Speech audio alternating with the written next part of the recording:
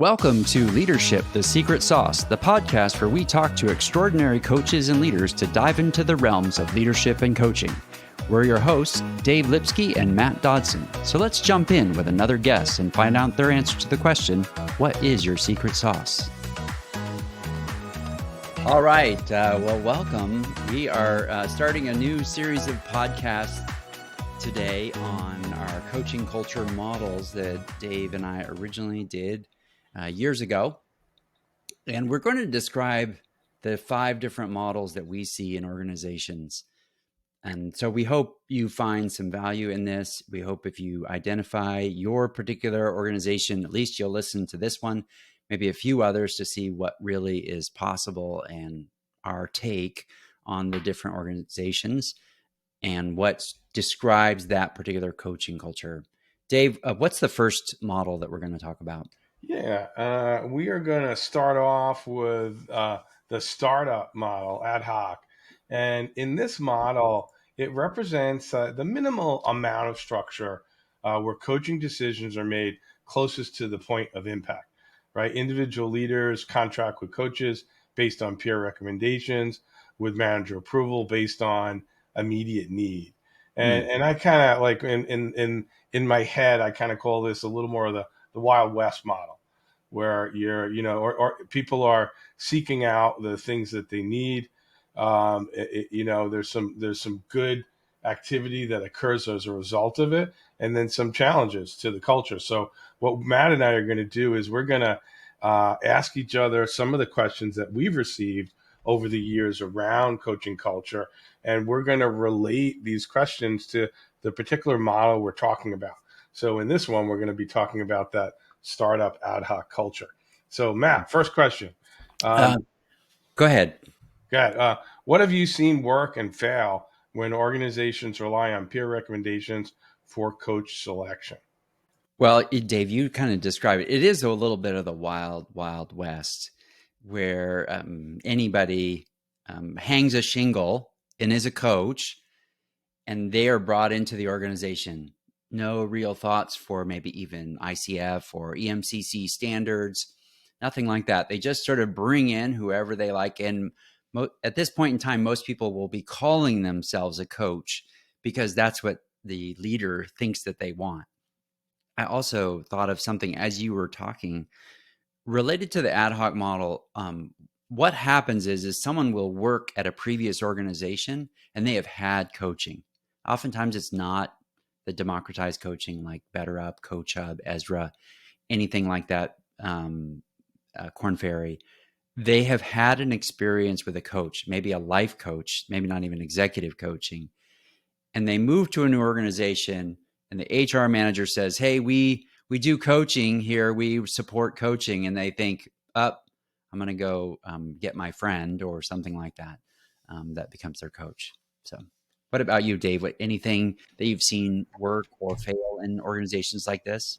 Yeah, I think, there is a part of it that, more organic than organized. I always think of where, since some of the studies show that 80% of coaching is based on referral, right? The natural flow is that somebody refers somebody else as the coach. There are good and bad implications, as you had mentioned, with that. And I think I think for me, it's a loss of opportunity, mostly, with being able to like structure it, connect it back to other feedback, other initiatives, build it into the system, make it more sustainable. I think is a part of that. Yeah. Dave, how would you advise companies or people who are kind of in this, hey, I think I need a coach right now? How would you advise them to either get out of that mindset or to really sort of get the best thing that they can? Yeah. No, it's a great question. I think it's, the principle of meeting the client where they are, right? Of like, if somebody has energy around something, as a coach, you want to be able to help that individual utilize that energy, tap into their potential to kind of move forward. So you don't want to lose the opportunity. And then at the same time, it's reactive can be non-sustainable, right? And sometimes you're doing things for the not as valuable reasons as you could make it more valuable, right? So you want to move towards more value creation. So the conversation would be to talk about what are some of the longer term goals, right? Mm. To meet the immediate need, but how do you change it to just a short term focus to a mid term and then the long term focus? How about you, Matt? Well, I was just thinking as you were saying that, one of the things that happens in an ad hoc environment is the coach is not connected to the organizational goals. They are just there, um, and that's fine in an ad hoc model. But you want at least the coach to understand, like, hey, this is where we're going. These are the behaviors that we're embracing. These are the organizational goals. This is how things are changing, especially if there's disruption in the organization. You want that coach to be able to support that, not to modify the coaching conversation, but to just have in the back of their mind, this is what we're targeting. So, Yeah, I think that's it's a nice shift, right? You're not putting the hand up, but you're inviting the conversation. So that's what I yeah, heard when you said that. yeah. All right, next question. In terms of what are the hidden costs of this informal approach that leaders don't initially see? um, I would say probably the biggest thing is alignment between all of their various coaches. So the other one that is oftentimes not seen in an ad hoc model is that the forever coaching, where they blend between consulting and coaching, and they never seem to get off the dependence on having the coach. Um, and so that sort of continues on. I think that's a hidden cost rather than weaning the leader off coaching or reducing or making sure that it's really targeted. The coach then moves into the consultant world. Yeah, I really like that, Matt. I just building on that is there is got to be some consistent filter for good practice, good ethical practice, right? Yeah. Focusing in on some of the principles of what good coaching is, and also like doing what's right for the client and organization. Like there's some kind of balance there that I think is when people contract individually. Sometimes I feel like that can be done to the detriment of other departments or groups or teams that they could be cooperating more with. Yeah. So, okay. So an individual manager has their own coaching budget. What are some like patterns that you notice in individual managers having their own coaching budget and finding resources? Yeah, I think the it's similar to other budget issues, right? The those those who have, have more. Those who have not, don't. I kind of changed the quote, but I think it's partly is like if you do normally get budgets for things, and also it has more to do with your skill of navigating your finance process than it does based on the need of what you actually what coaching can accomplish. Yeah. How about you? Yeah. I was just thinking, uh, when a manager has their own budget, oftentimes if they're not using it wisely, or if they're just using it because they've kept the coaching going for however long, or it seems to have expanded into all different other things, um, then they have a coach and the rest of their team doesn't get one, or you haven't figured out a way to like maybe use a democratized model where you're like, hey, look, if the whole team has access to a coach, that brings everybody's skill up, not just the leader. Yeah, well said. And I think it's like utilization of budget, like that's an important concept, and that brings it to my next question, which is, at different stages of the business cycle, you have more or less budget allocated for development. So, how do startups justify coaching expenses when every dollar counts? Well, what I've seen is if there's a small budget for coaching, uh, when I've been approached by smaller companies, they would say, "Hey, look, this is what I have," which is kind of interesting. At least they know, "Hey, look, this is what I have to spend. What can we do for that?" And I think it's more realistic. Hey, look, this is not going to be forever. I just finished this last week an engagement. The company is a growth company. It's not necessarily a small company, but we went through 7 sessions. We had an additional 5, and she said, "Hey, look, this is the end, based upon what we have for the budget, and this is how I've seen myself grow over the time." I think that was a really wise way of thinking about coaching because she came prepared, knowing, "Hey, look, there is an end to this. It's not just forever coaching." Yeah, that's a really good. It's interesting. As you were saying that, it was making me think of, the best evidence for why you need this in a startup in other organizations is your past results. Like, if often people, this is not their first rodeo, not their first startup, and just having a conversation and pointing out, like, well, what did work and didn't work in previous efforts, like when you started something. And often the evidence for, like, the importance of coaching early on is going to shine through.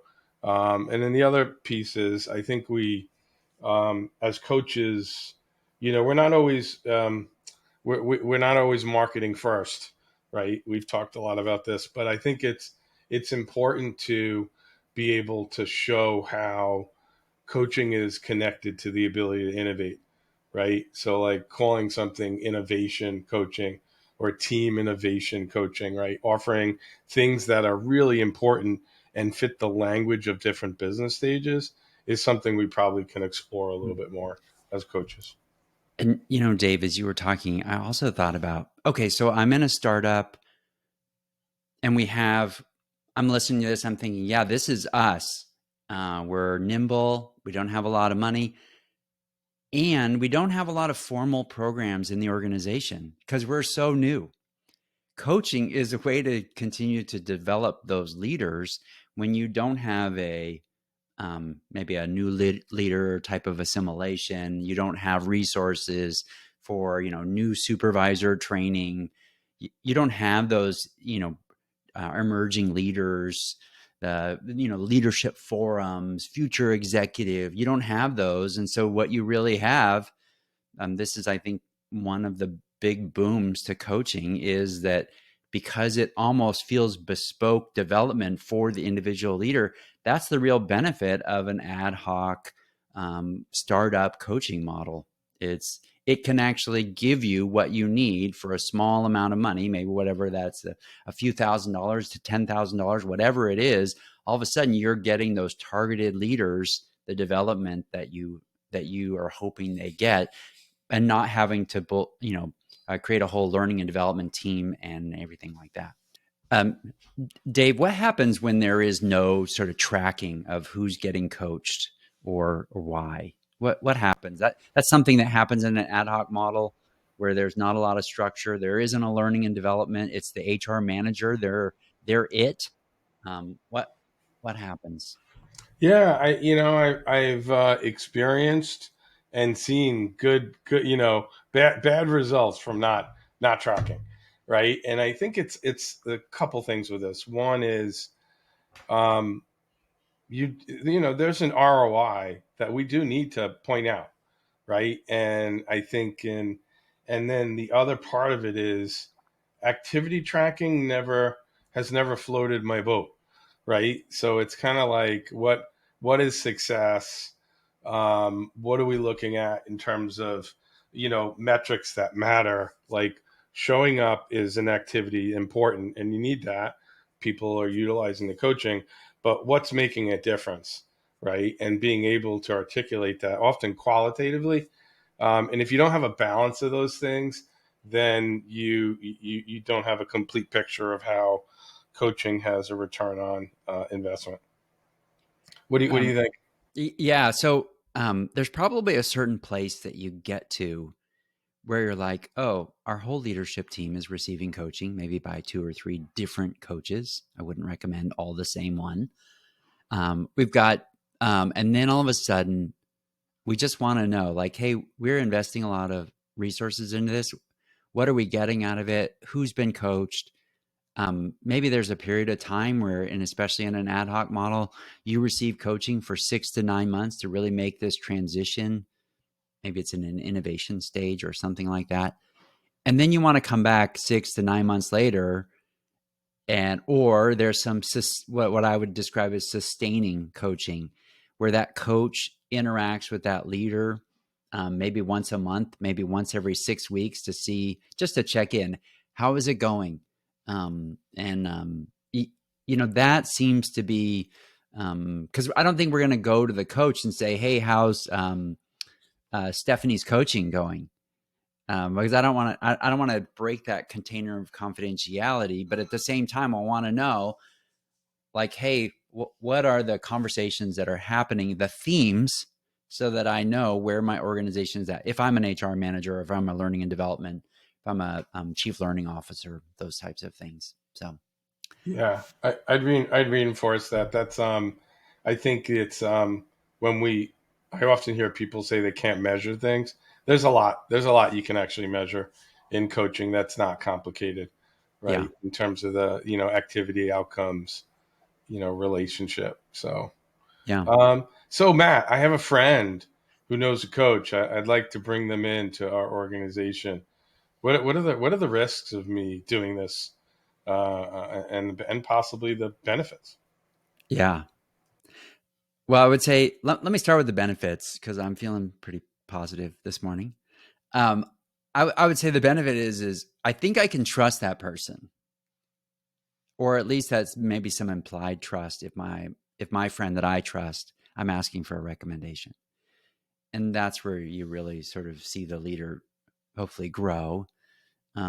If it's a certified coach, I know I'm going to get a certain quality, maybe, but that's sort of one of the benefits, is that my leader said, say, Jerry is going to trust coach Sally. And so I'll get that immediate trust. I'll get them starting, more willing to share, more willing to sort of really say, hey, look, this is how things are really going, in order to help that leader. Also, the sort of the downside is now I've entered into sort of the friendship world inside the organization. And what happens if this coach really isn't meeting the leader's needs? Or they are meeting with so and so leader, and then, or the container of confidentiality is broken, because their friend wants to know, hey, how's Jerry doing in coaching, and that leader just, not intentionally, but shares things, and that trust is broken. I mean, I think that's kind of some of the things. That's kind of one of the risks, is all of a sudden you have other relationships. I think this happens also in an internal coach, where other people know that you're a coach for other leaders. I think that can be a challenge, but yeah, and also I think sometimes the independence of the coach is a challenge. The willingness to ask the hard question because they don't have a horse in the race. I think those are some of the things. Those are the couple of things that come to mind. How about you? What do you, any thoughts on that? Yeah, it's I first, I the positive energy I get from somebody saying I have a coach and I want more coaching. Can we bring the coach in? That's a real to your point. I think it starts out with that's positive that people want that, right? And I think in terms of leveraging that positive energy, that people want coaching, and then also like the ability to shift that relationship when you do, let's say you go, I usually want to interview that coach and talk to them and then explore whether or not they're willing to shift the relationship where there's an additional stakeholder, which is the organization. And some coaches can do that, and then other coaches have a lot of difficulty doing it. Yeah. So I think you can assess that in the questions that you ask. Yeah. Dave, this is one of the questions that I think is, as you think about this, how do you help a leader, even as a consultant or someone looking at a coaching culture inside an organization? How do you help them recognize, hey, look, this ad hoc approach may be holding you back from getting what you can out of coaching, or really um, moving from nice to have to really value added in the organization? How do you help leaders recognize that? Yeah, I think it's part of that conversation of, I think Hawkins talks about like understanding the system that you're in, right? Being able to cut across, you know, just not your own individual need, but also what are the needs on your team and across teams and the organization, and how might you individually have more impact on the organization is a similar question. Yeah. And I think also the flexibility that you experience in an ad hoc model and the sort of the, hey, I can get what I need in a moment. What you're giving up is organizational like insight. And so if you're saying, hey, look, I think we want to provide the flexibility and we need organizational insight, we may need to move to the next model, to the next maturity, and have someone take a look at this. I think this is also just to kind of add to, we talk about the different maturities of coaching cultures. And I think oftentimes in describing a mature coaching culture, we miss that we need people sort of looking over, kind of hovering over or just having some perspective of the entire organization. And there's a resource that should be part of that. It can't just happen. You can't just say, "Hey, look, I'm going to purchase 50 licenses of Better Up. I'm going to use their reporting tool and that's all I'm going to do." Someone needs to pay attention to those 50 people that are getting coaching.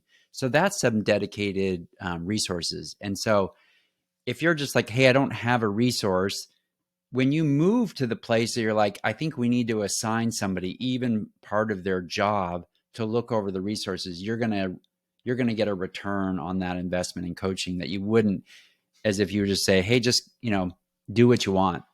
So Yeah, and I think I do like the idea of like thinking of this as less to more strategic, and in some ways like more maturity, right? And in this model where we say kind of that startup where you're a little less strategic in how you use coaching, the next model we're going to talk about like moves into decentralized, where you continue the evolution where you utilize coaching in a more strategic fashion, right? And and each business unit selects coaching and vendors based on differentiated standards.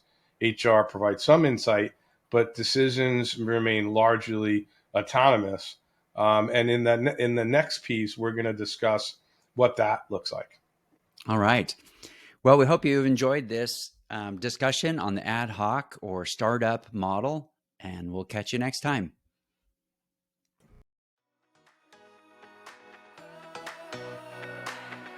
Thanks for listening. If you love this podcast, please share it with another coach or leader. Make sure you go to the show notes to get all the resources from today's episode.